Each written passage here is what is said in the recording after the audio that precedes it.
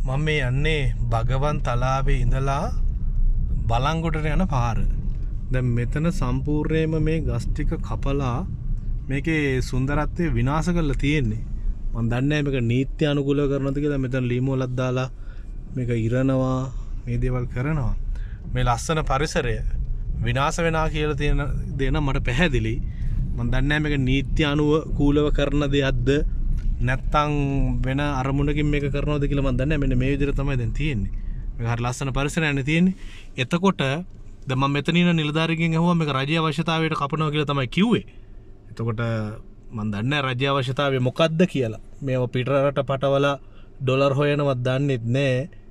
වෙන කවුරු හරි කරා නම් මේකේ ලොකු ගැටලුවක් නිර්මාණය වෙනවා. එහෙනම් මීඩියා විල මේ කතා කරනවා. කොහොමවත් මේ ලස්සන පරිසරය විනාශ වෙනවා කියන දේ නම් මට පැහැදිලි. මේක නීත්‍යානුකූලද නැද්ද කියන කතාව මම දන්නේ නැහැ. කොහොමවත් මේ ලස්සන පරිසරය විනාශ වෙන එක නම් අපරාධයක් කියලා මට හිතෙන්නේ.